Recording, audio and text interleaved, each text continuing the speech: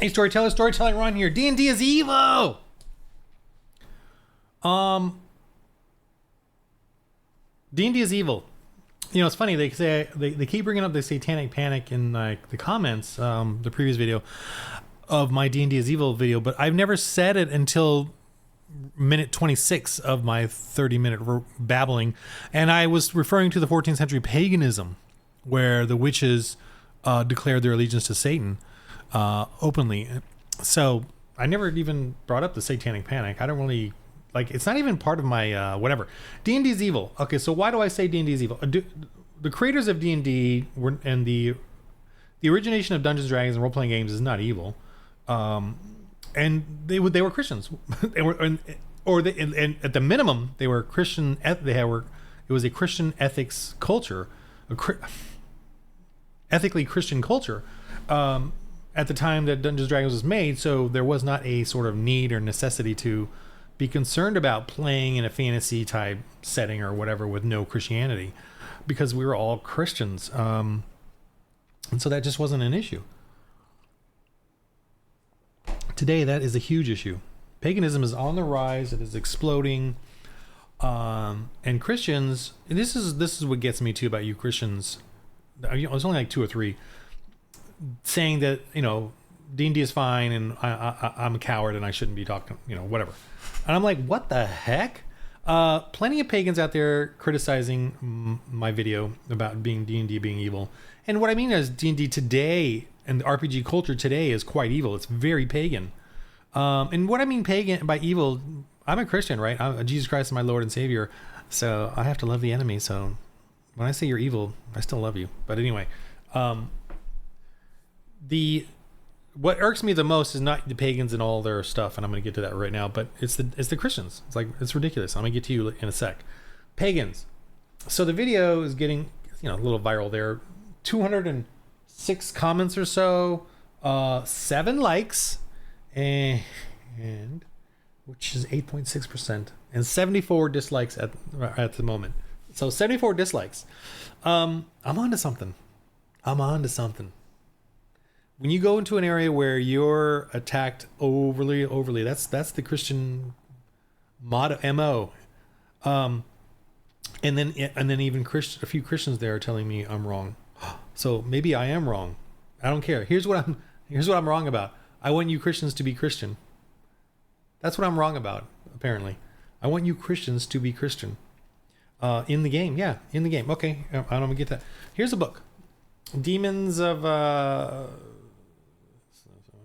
Focus. All right, anyway.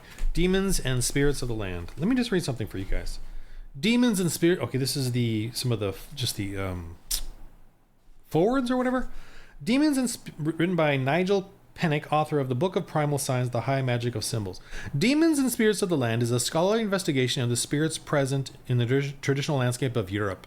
Claude Lecateau explains how humans are inseparable from our surroundings. We are not the only intelligent beings, for we cohabit the earth with other sentient entities.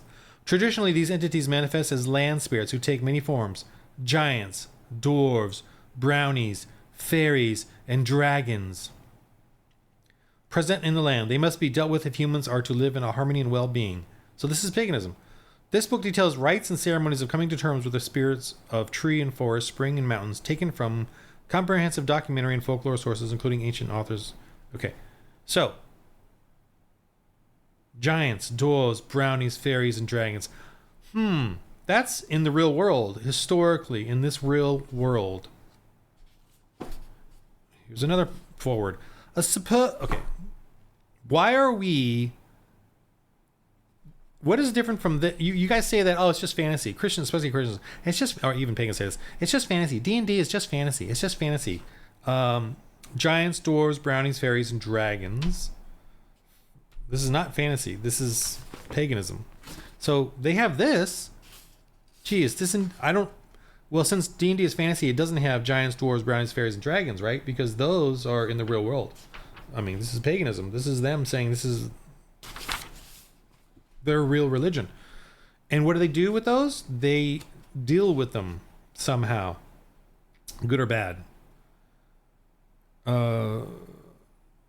how humans are inseparable from our surroundings. We are not the only intelligent beings, for we cohabit the earth with other sentient entities.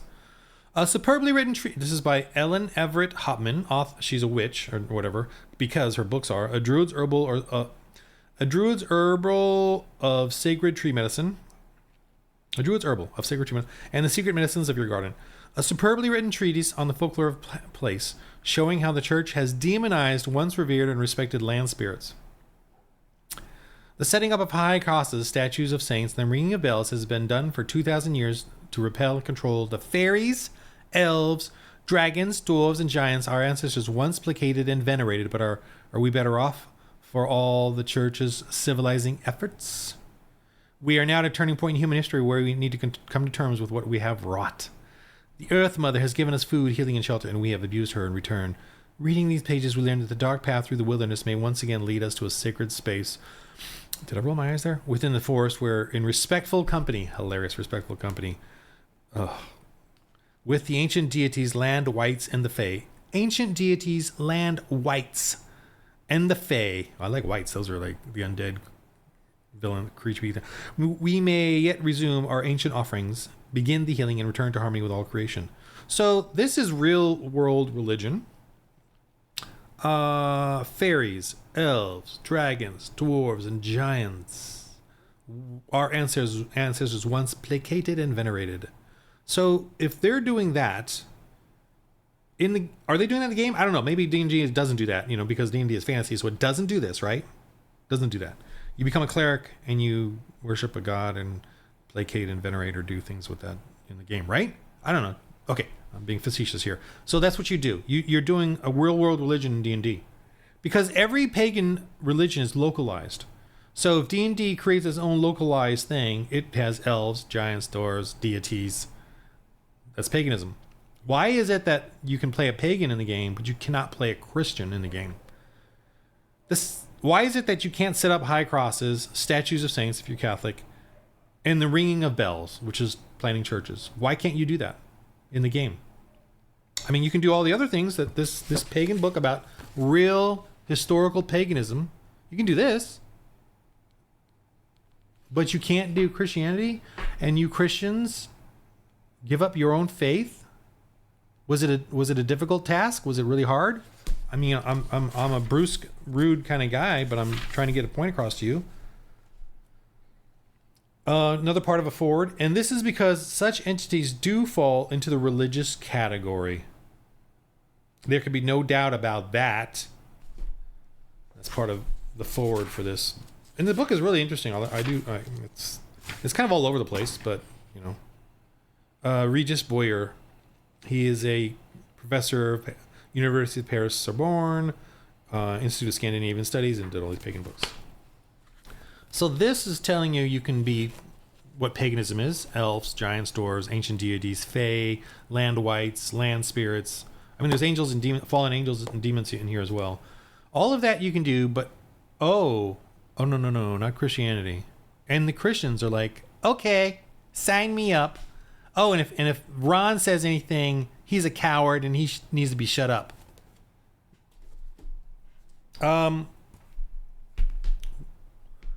What? Okay, so here I have all the D&D books, the 5e, and I'm not even that ashamed of it. I'm not. D&D is evil. It's pagan. I'm not really. It doesn't bother me. And I mean the woke new BLM woke culture of D&D and the Spanish orcs and the black orcs and the I don't know whatever orcs they got. But I'm not ashamed of and on my YouTube channel I have a ton of D&D stuff from the old days or not long ago. I'm just whatever. So there's a section in here where let me find it, where it talks about the religions, and it has all the gods that you can pick. But Christians, let me say, let me pause it and get to the page, and then here we go. On page 20 of the Sword Coast, it says new and foreign gods. The Faerunian pantheon isn't the only one known in Tyrell, the Faerunian. So they have localized their gods, just like any pagan would.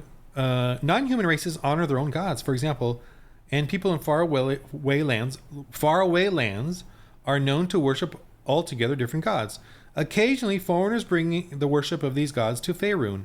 In addition, on rare occasions, a new god comes into being, perhaps a mortal elevated to godhead or a deity whose arrival was foretold by prophets and leaders of new religions. In cosmopolitan places such as Waterdeep and Kalimshan, small shrines and temples to strange gods spring up from time to time. Okay, here's something here. Hold on. Okay, the burgeoning worship of a new deity is rarely a concern to the other gods of the Faerunian pantheon, right? Because that's paganism. Paganism is like, which god do you want? You know, pick this one, this one, this one, this one, this one. Which god do you worship? You know, like in the Conan movie, just as a reference, you know, I crawl under the mountain, you know, blah blah blah, and then the thief says, I worship the everlasting sky god, you know, and both are like, well, okay, do different gods. The people who revere those deities, except when the newcomers... Okay. The burgeoning worship of a new deity is rarely a concern to the other gods of the Faerunian pantheon, and the people who revere these deities, except when the newcomer's area of concern directly competes with that of an established deity. The methods of resolving such conflicts range from friendly dueling festivals or rites meant to emphasize the glory of one god over another, to campaigns of outright religious bloodshed. So, what I'm saying is that... you know, for you, this is silly, but for you D&D people or Christians who play D&D, there's your in. There's your in. You can bring in your evangelism. It's legit. It's canon. You can bring in Jesus Christ. If you want to play in a D&D game, yeah, here is the truth of the matter. Now, I'm not the problem. I'm not the problem. The problem is they will kick you out if you play a Christian as a Christian, if you evangelize. See, I'm not kicking you out. They will kick you out. Your friends won't let you be a Christian. Oh, you can be a pagan in the game. You can be a venerate and placate the dwarves, elves, giants, fae, fairies, ancient deities. But no, oh, Jesus Christ. Oh, no. So why am I the problem? Why are you giving up your faith to a game? Well, it's fantasy. Really? Fantasy is the story of Christianity versus paganism. That's fantasy. And fantasy comes from real world religions. Fae, elves, dwarves, giants. That's not fantasy there. I mean,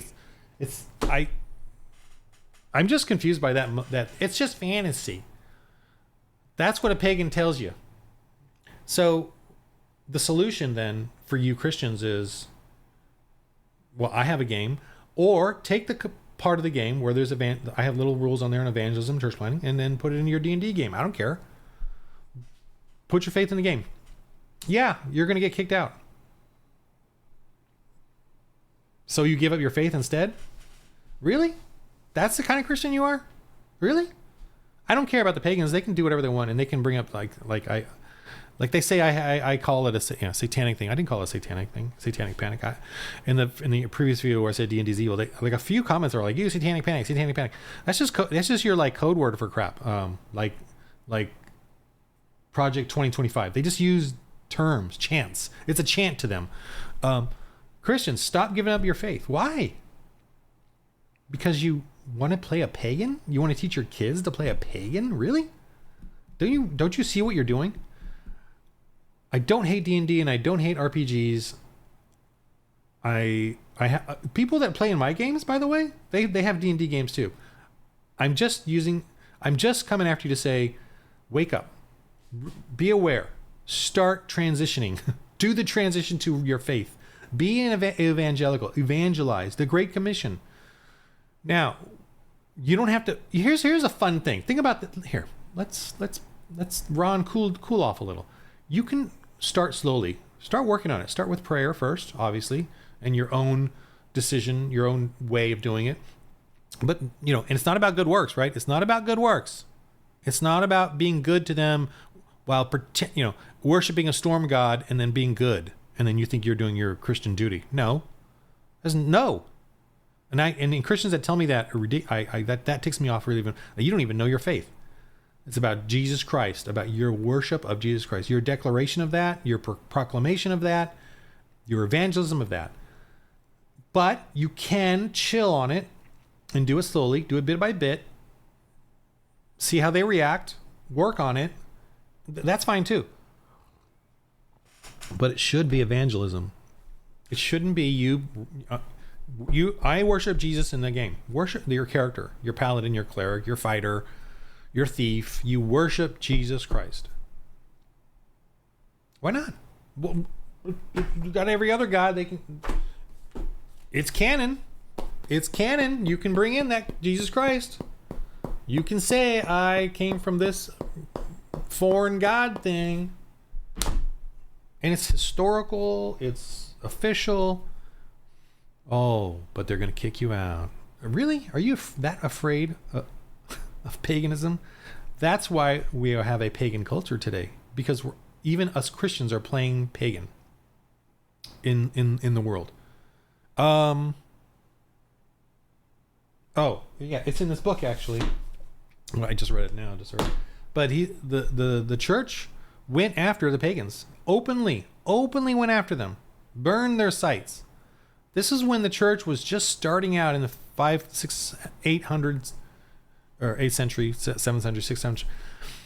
And up until, I don't know, 1950 or whatever, and I guess until the pro-life or the Roe versus Wade or something, we ended our rebuking of sin. But we rebuked it.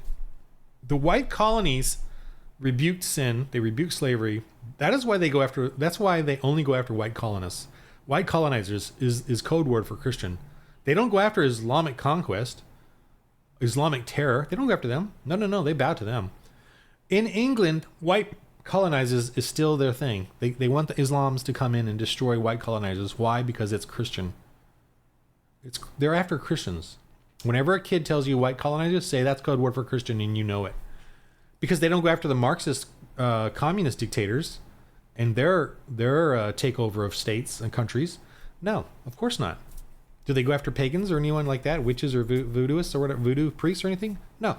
White colonizers. That's their code word for Christians. They've eradicated them out of Africa, so now slavery is exploding again, and Islam is exploding and terrorizing them.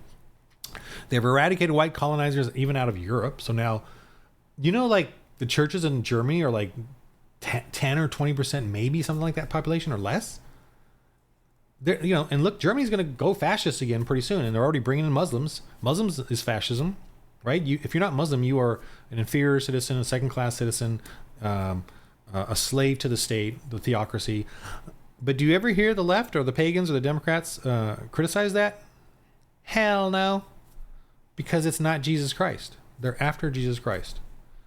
And you and me in the RPG culture are capitulating.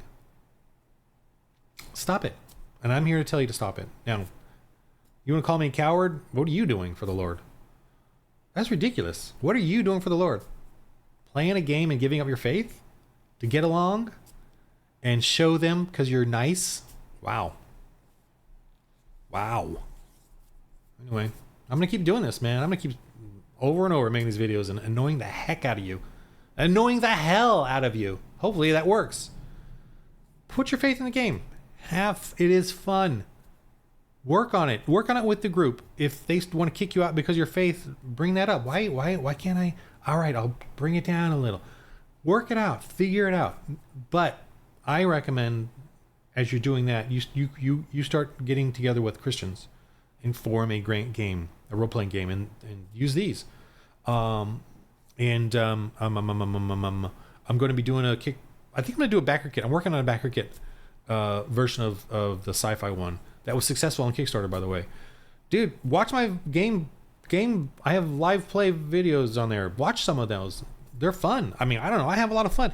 Evangelism and church planning in the game is freaking fun. It doesn't take away from any of the fun stuff. And you can have a D&D game with your Christian friends, but you evangelize in the game. Like, you're literally going there and evangelizing. I have in the Dark Age. This is free, by the way. You can just grab the part of it that I have. It's only like 3 or 4 or 5 pages of evangelism ideas, rules and stuff. Put that in your D&D game. I don't care. I mean, I do care. Be a Christian. You can, and it's fun. It is freaking fun. It's actually fun to evangelize in the game. I, as the GM, play the pagans, and I get to make fun of their evangelism. So, and it is fun. And they work. They I've had kids articulate the gospel or try to, they failed most of the time, but that's the point. Get them started articulating their faith. It is a wonderful thing. Imagine your kids sitting there articulating the faith. I'm going to have to try to do a much more positive video with just positivity, but the same message. But I'm just like, what the heck? What the hell? I get pagans attacking me. And granted, there's only a few Christians, but they wrote out like a couple paragraphs of, I want to play D&D, and I don't believe you what you're saying. I'm like, well, why even type that out? Just go on then and play D&D. Don't even bother with me. I don't have that many subscribers. I have no one on my side. No one.